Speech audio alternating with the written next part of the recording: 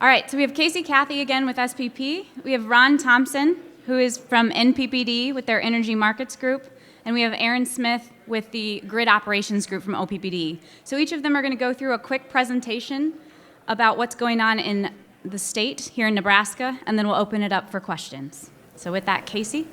So I kind of split up my presentation to kind of introduce from a panel perspective some state level data. I thought it was pretty interesting.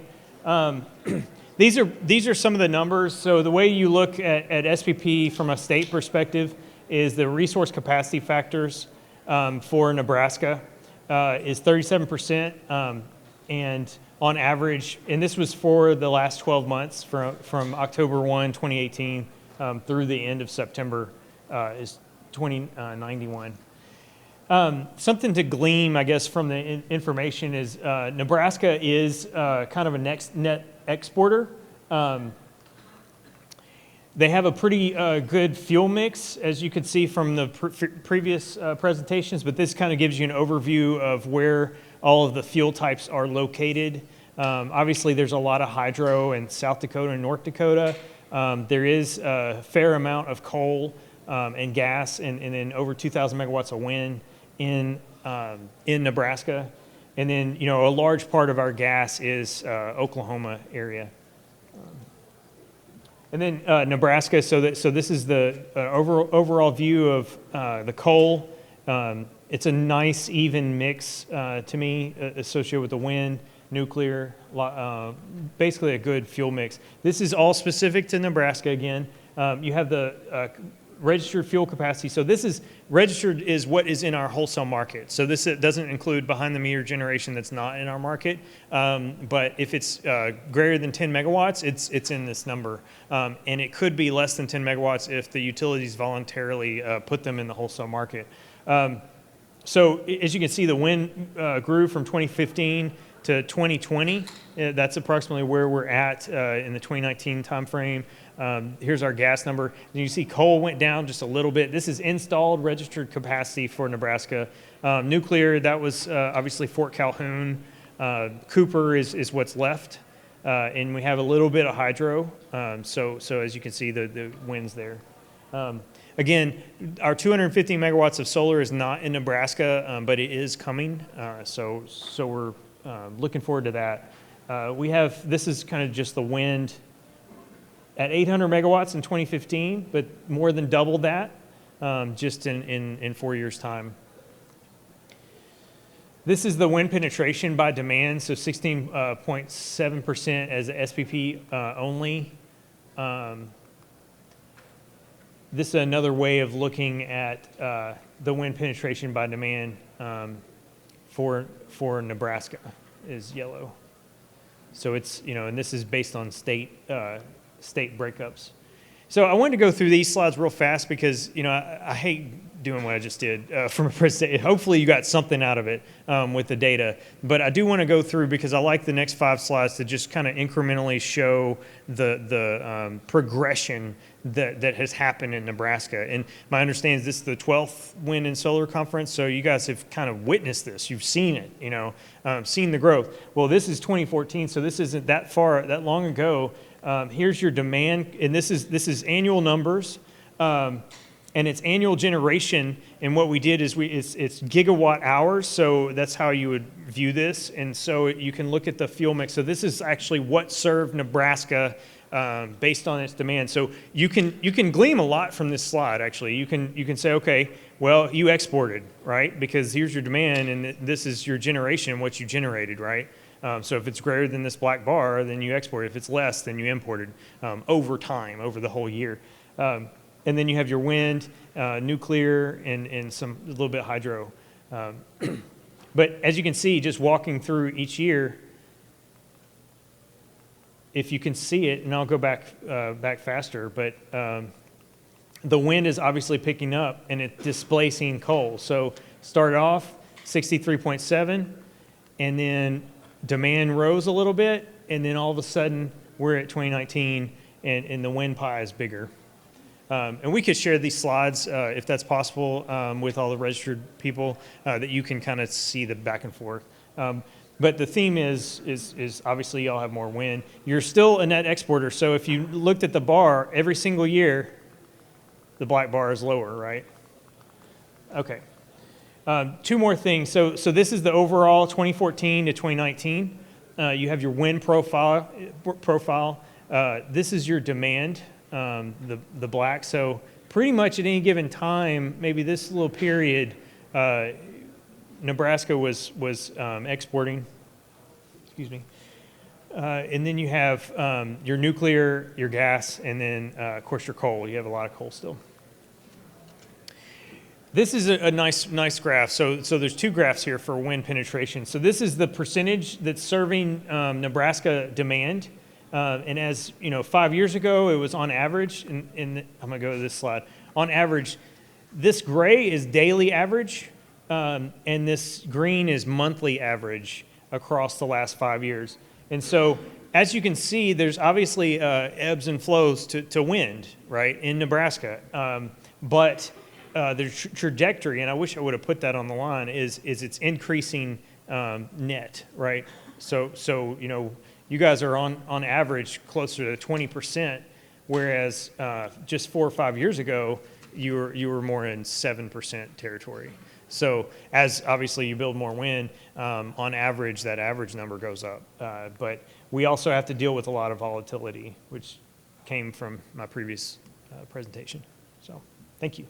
All right, so as I mentioned, we'd like to welcome someone from NPPD who's in their energy markets group, Ron Thompson, and he's going to come up and give a brief overview of how the impacts of the changing energy landscape are showing up from an operations perspective on the energy market side. Following that, we'll have Aaron Smith, who will share more from a transmission operations side. Good afternoon, everyone. I just thought I'd get a great opportunity to talk to you guys about how the market is managed day by day with the change of resources we have. Just want to bring up a couple things for you as we go through this. Just remember, forecasting is very important. Casey brought that up earlier today. And forecasting is getting more important every day because of you have to forecast renewables.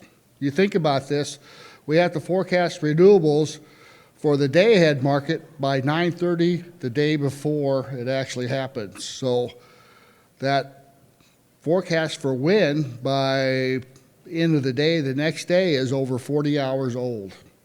So why is that important? Well, when you miss your forecast, or the wind don't come in, or you miss your load, or a lot of it's due to weather forecast not being correct. I mean, I don't think they were talking snow a couple weeks ago, but you have to, whatever you don't say you're going to do in the day ahead, you either got to make it even in the real-time market. There's a day ahead market and a real-time market. So if you said you had 10 megawatts from a wind farm for the day ahead market and you got $20 for it in the day ahead market, you got paid that $20. If that wind didn't come in at all, that's zero, and the market was $40, you're paying $40.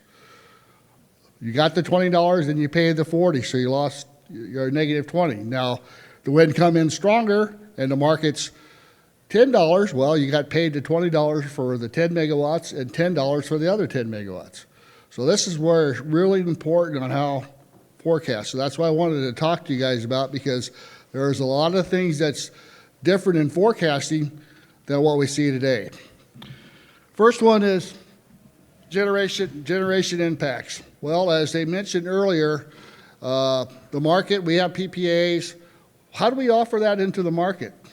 Well, the market, with the PPA to the market, sees it as a zero cost, so we offer zero to the market. However, we have a production tax credit of $25. So for some of our wind farms that have a production tax credit, we actually offer that resource to the market at a negative $25. Negative $25. Not positive, negative. So when the wind sets the market, what price are you going to see in the market? I think Casey talked about, and others talked about, the generation stack.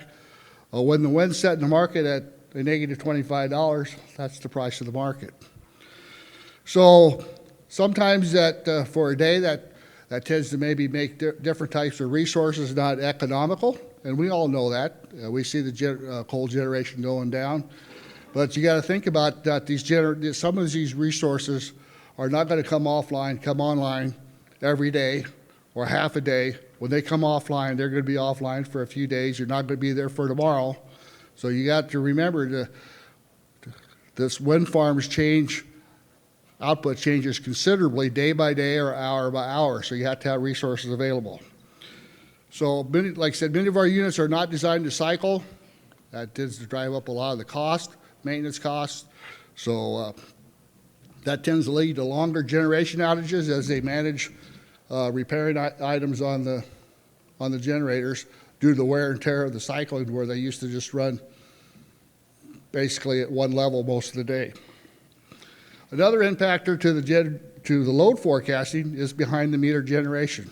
This includes your solar roofs. This includes any little wind farms you have in your property. That's all behind the meter generation. And as Casey brought up, anything below 10 megawatts, that's behind the meter. What that does is that displaces market load. So if a generator is generating 5 megawatts behind the meter, that means the load's looking like it's 5 megawatts less. Well, what does that mean to us? Well, what if that wind isn't there tomorrow? How do we forecast that load? We actually have to go out to where we can get the resources and get the meter numbers. We actually have to add the meter numbers the behind the meter generation back into our load to do a load forecast that actually project what the behind the meter generation is going to be. That would include solar and wind. And that for only pricing, like I said, the forecasting for pricing and also for reliability. We need to know to make sure based on how many megawatts we're going to need for load tomorrow. So load forecasting and behind the meter impacts that quite a bit. So, and solar, one thing about it, I can forecast the solar at night. It's at 0. So, but during the day, I've seen, you guys ever go out there and look at some graphs on solar? That solar output changes quite a bit when a cloud cover comes over. And you have to still have resources to help cover that. And what's pretty interesting, the solar, when the output changes on solar, it even changes faster than it does on wind. Wind's more of a gradual change, unless it's an ice storm, but if solar will change right on the moment that cloud cover's over there, it'll change considerably.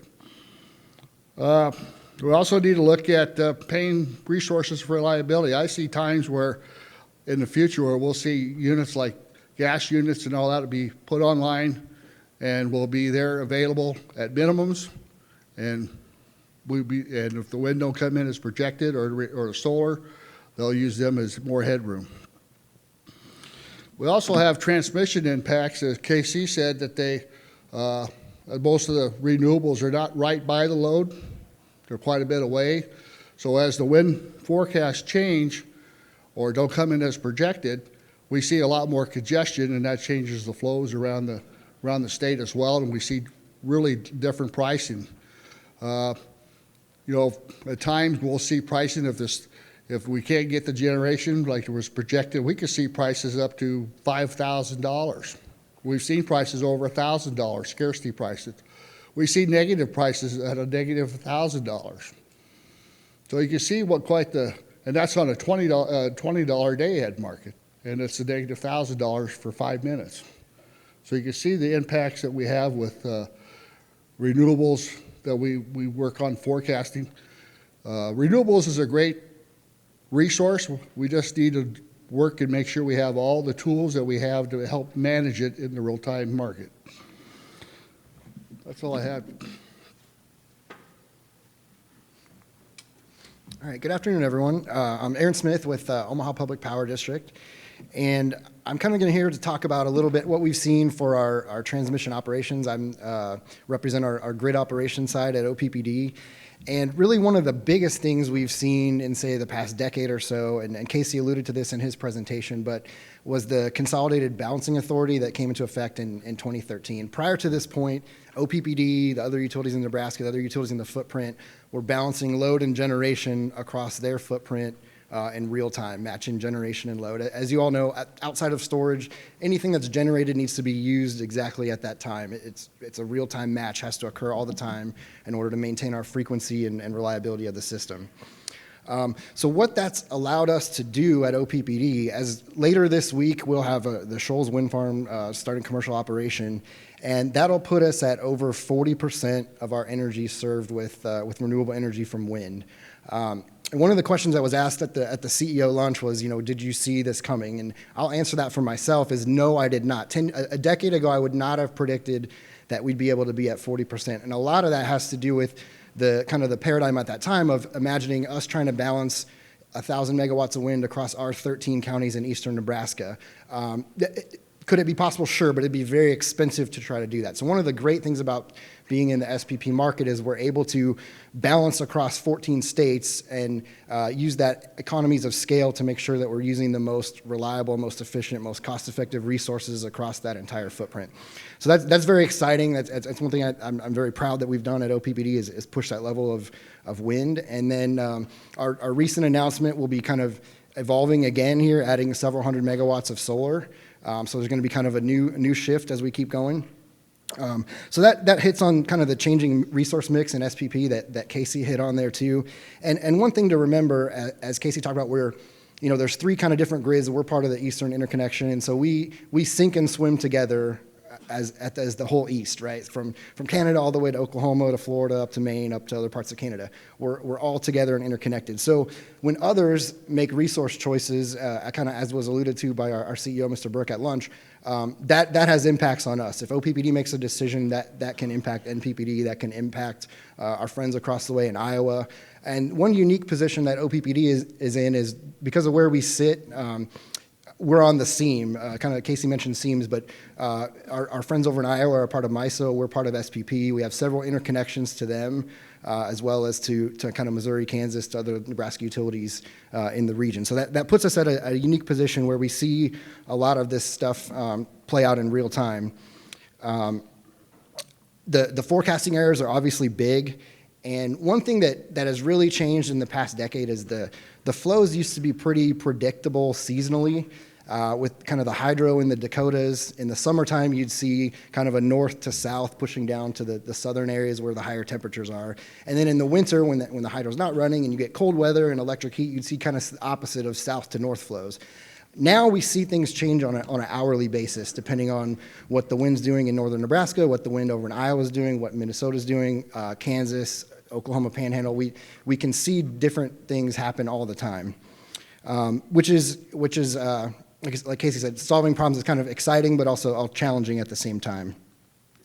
One of the things that my team does as the transmission operator is we're required to do real-time assessments and modeling. So the thing about transmission operation is you always need to stay multiple steps ahead of anything that can happen and start taking action for kind of these what-ifs so that you're always prepared. So one of the things that we do, like just within our OPPD footprint, we monitor like 20,000 points in our EMS SCADA system, our energy management system, and then every 2 minutes we're running a power flow on that to stay those multiple steps ahead. We look at like 600 different contingencies to say if this generator trips offline, if this line goes out for a thunderstorm, all these different things could happen to stay multiple steps ahead. And that's become a little bit more challenging with the wind in our area. So in our model, where we model our 13 counties, we model NPPD, we model LES, we model our friends at Mid-American, down KCPL, Missouri, the whole area. So we've got 3,600 plus megawatts of wind in that model. And so, our daily kind of operations, we're relying on forecasts the day ahead to kind of see what that's going to look like, what do we expect flows to be, what actions might we have to take on the system. So again, kind of keeps things definitely exciting, but certainly challenging at the same time. And one of the things that we, just kind of a recent real world example we had back in August where we, with SPP, kind of got into the energy emergency alert level 1, where basically in the footprint needed to call on all available generation because the wind was at really almost a historical low and our peak load was almost at a historical high. So it kind of I think it was 98% of load and only 7% of wind online. So we had to kind of, within the footprint, units that don't run very often had to be up to balance that. So that's one of the ongoing challenges. Like I say, most days we get a bunch of wind and it's perfect and works awesome, but there are those few times where you don't have it, and so we have to rely on that backup capacity, backup resources. And at this point, as Casey mentioned, that's generally those natural gas resources for that backup. So that's a quick couple-minute overview, so thank you.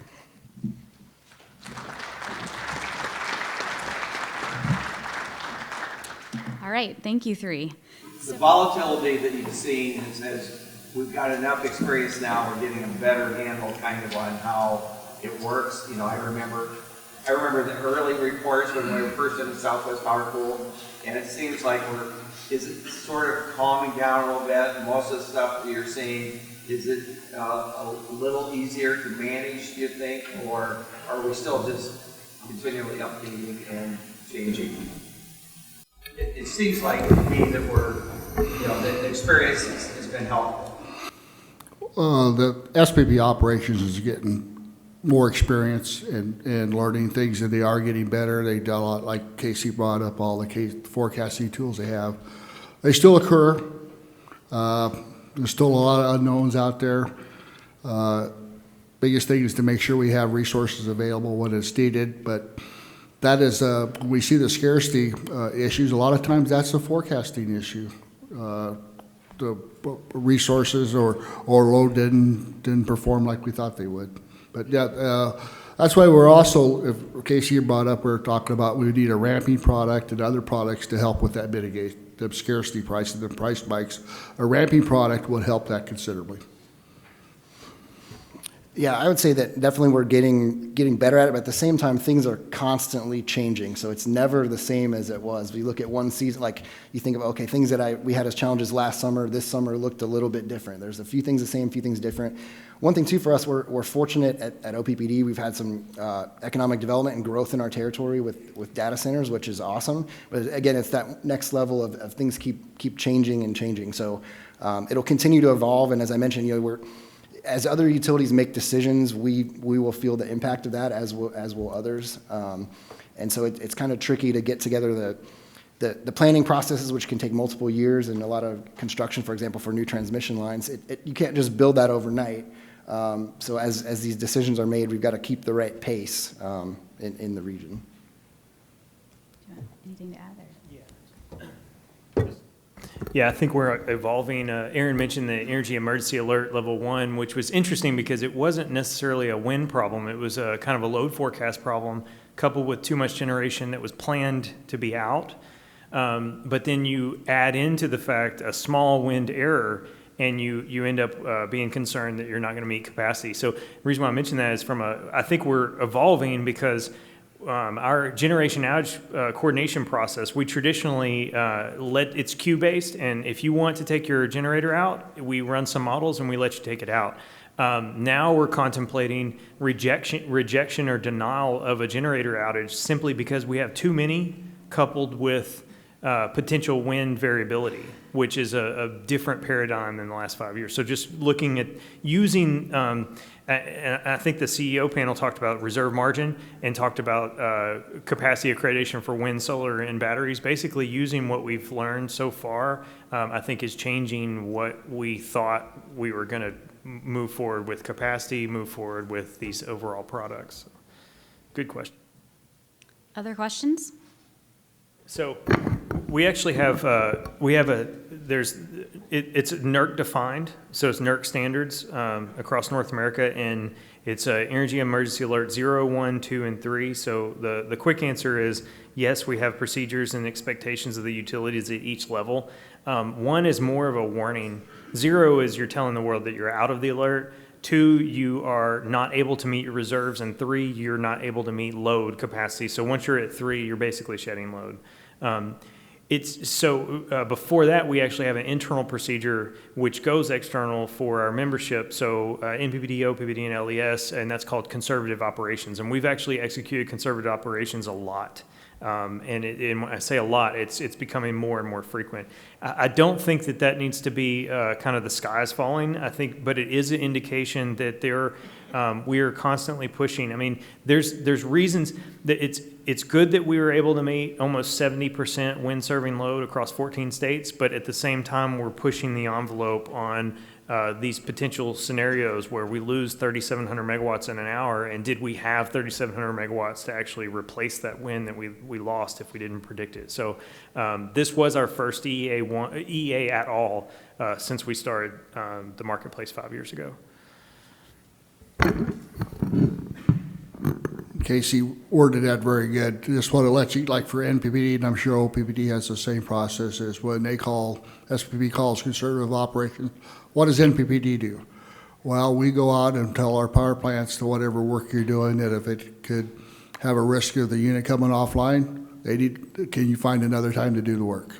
We try to limit what issues we have, because all Nebraska utilities want to be there to serve the customer, and that means working with TA, with SPP as a team, and getting that, make sure we're all reliable. All right, I think we have time for one more question. Are you saying that OPPD putting another resource in, how that would impact NPPD? I think this is No, there's a tariff to follow, and long as that entity or group of people want to follow the rules on putting a resource into the generation interconnection agreement and follow the tariff, anybody could do it. I think the short answer is utilities don't have any priority. Right. It's queue-based. Right, we'd just be at the bottom of the queue if we put in a new queue. But that doesn't preclude, in general, when developers may already have a queue position for something they bid on. So let's give these three a round of applause.